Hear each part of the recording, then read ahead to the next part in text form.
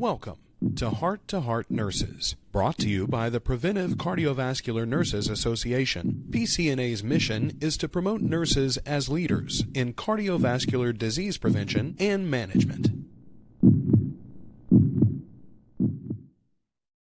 I'd like to welcome our audience to today's episode, the final of 3 episodes on familial hypercholesterolemia, also known as FH. Our previous episode discussed the genetic implications for homozygous FH, also known as HoFH.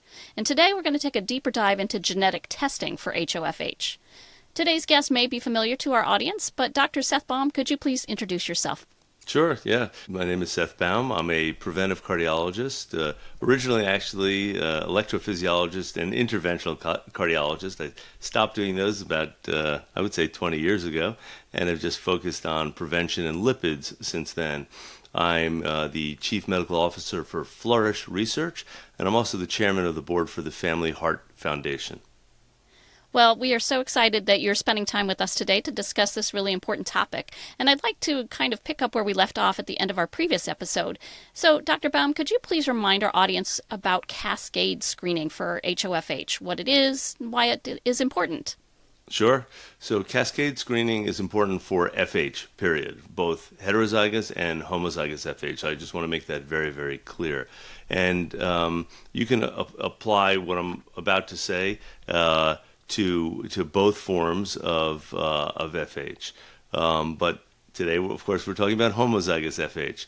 So what does cascade screening do? Well, first of all, we have to recognize that FH is truly a family disease. It's a genetic disorder, and it's autosomal dominant. You have one mutation, you're going to see the effect. The homozygous FH patients have 2 mutations. So they get one from mom and one from dad. And so if you think about it, there's a larger group of people at risk, because it's on both sides of the family, a larger group of patients who may not already be identified and may therefore not be being treated appropriately. So what do? Well, we take the index case, the individual who we first identified, and let's say that person has homozygous FH, and we say, oh, well, let's look at first-degree relatives. Let's go out and look at parents, let's look at siblings, let's look at children, and we see whether or not these groups of individuals have FH.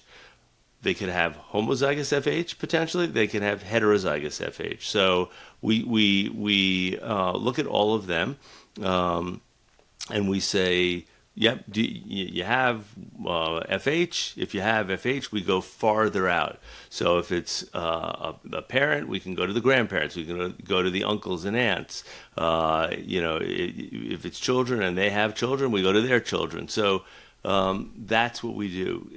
In heterozygous FH, when this was done in the Netherlands, interestingly, for every index case that was identified, when cascade screening was done, an additional 7 or 8 individuals with FH was identified. So it is incredibly important to do this. The sooner we make the diagnosis, the sooner we can treat, and the better the outcomes will be. So I suspect cascade screening, much like a family history, can be hit or miss, if you will, in terms of some families where maybe they've lost touch with relatives, or maybe there's some outstanding circumstance that makes that conversation a little bit more difficult. Are there any suggestions or any things that happen in clinical practice that the clinicians listening to this particular episode would need to keep in mind as we're thinking about cascade screening for families? It's a great point. It really is a great point, and it is incredibly challenging because there are all sorts of family dynamics that get in the way oftentimes of cascade screening. I've had patients say to me, I can't talk to my sister. She'll hang up on me. That'll be the end of our relationship, or things like that. So it's challenging. It requires a lot of time on the part of the clinician.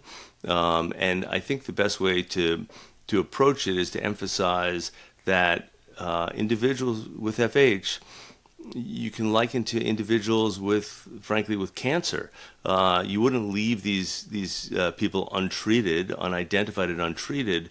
We have to identify them in order to treat them, in order to prevent outcomes such as heart attack, stroke, or death. And these events can be premature, especially in the homozygous FH patient population.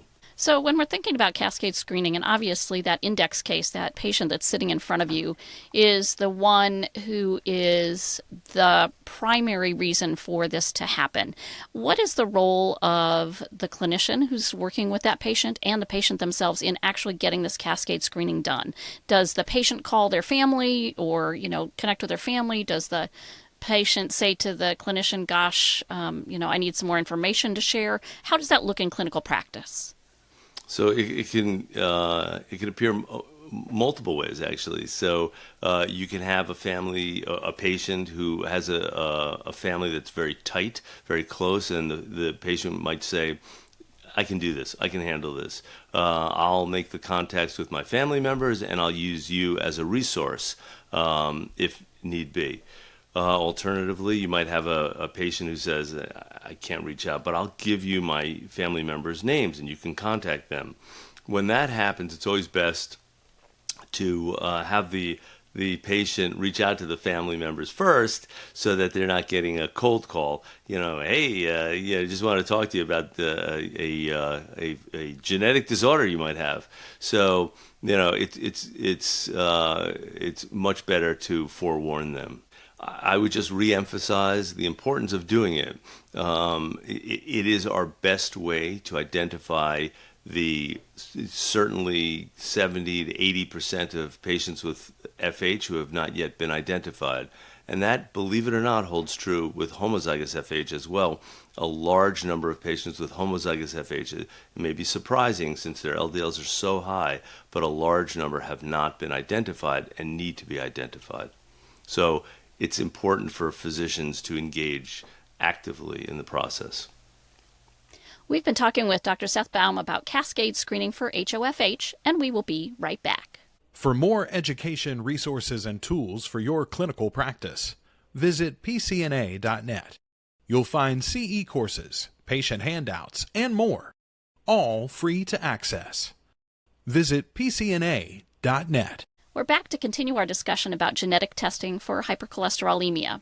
And as we've been discussing cascade screening and family dynamics, I can't help but think about the emotional toll that this must take on patients and their families. As you described earlier, it's much like when we talk about cancer, the diagnosis, and knowing that what you are experiencing yourself might be also impacting family members, and maybe there's some guilt, maybe there is some reticence about sharing that with anybody. We don't want anybody to know about this thing that we're dealing with.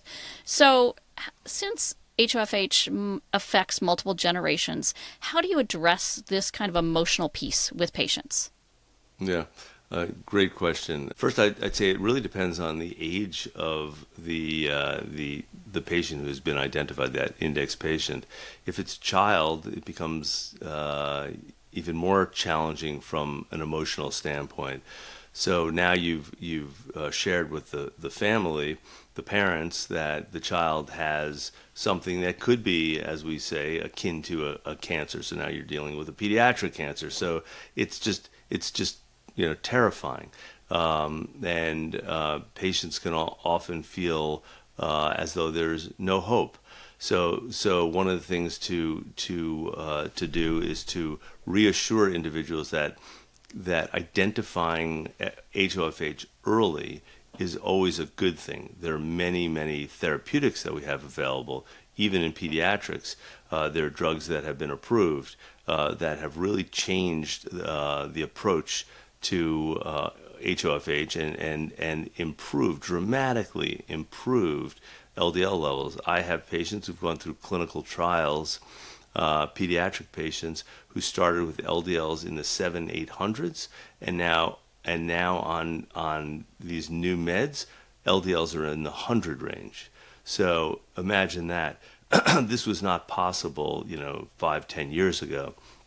So we've really made tremendous inroads into the treatment and management of these patients. So I would say we need to recognize the emotional toll this takes on the family, but then we need to also encourage the family and reassure the family that we have therapeutics, that it's good that we've identified it, and now we have to go, as we spoke about before, and cascade screen and see who else might be affected in the family and aggressively treat those individuals. So, do you have any resources that you could point our audience towards in terms of helping our patients better understand the disease or the process?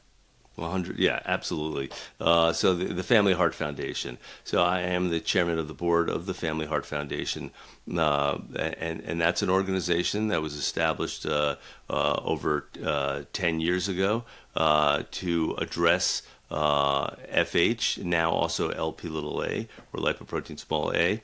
And it's an advocacy organization, a research organization, an educational organization.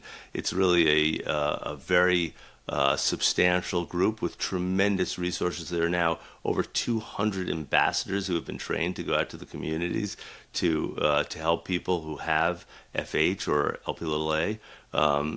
Tons of resources in terms of finding clinicians with expertise in HoFH.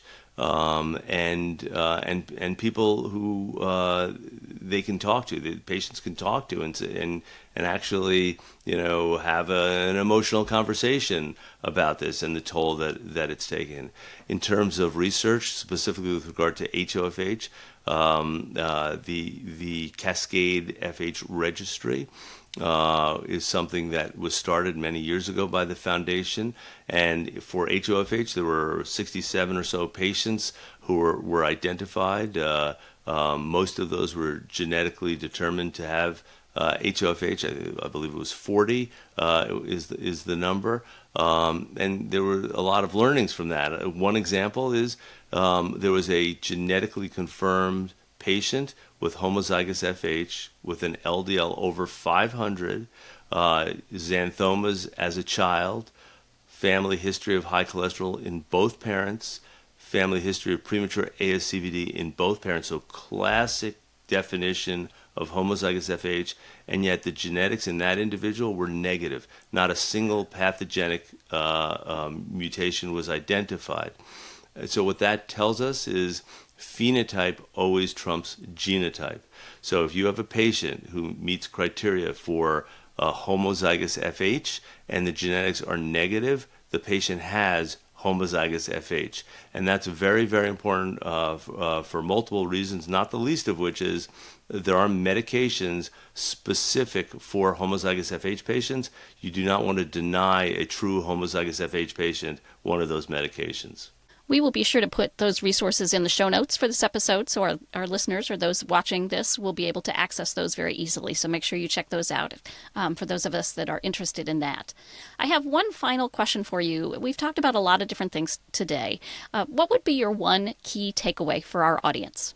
The one key takeaway is that you may see a patient with homozygous FH in your practice. You may already have a patient with homozygous FH in your practice. You certainly have many patients with heterozygous FH. Don't forget, 1 in 200 or 225 individuals has heterozygous FH. It's about 1 in 300,000 with homozygous FH. These patients are around, and they're underdiagnosed. They have not been identified. And we have to always remember, if we don't know what the patient has, we're not going to treat the patient accordingly, and the patient's going to suffer. These patients have a very, very high risk of premature heart disease. There are children with homozygous FH who die before the age of 10 from heart attacks or have bypass surgery before the age of 10. And there are many therapeutics that we can administer, many approaches we can take to mitigate that risk. So please, please always have FH on the tip of your diagnostic tongue, and always approach each patient who has a markedly elevated LDL or a strong family history of premature ASCVD as someone who might have FH or homozygous FH. We are so incredibly grateful to Dr. Seth Baum for spending time with us today speaking about HOFH and for encouraging us to be vigilant in the patients that we're seeing and those diagnostic cues that can help us get individuals diagnosed and then treated as early as possible. This episode is part of a 3-part miniseries exploring familial hypercholesterolemia. And again, we encourage you to check out the show notes for additional details and also to listen to the other 2 episodes. We'd like to thank Regeneron Pharmaceuticals for their unrestricted grant funding for this mini-series. And this is your host, Geraldine Warfield, and we will see you next time. Thank you for listening to Heart Nurses. We invite you to visit pcna.net for clinical resources, continuing education, and much more.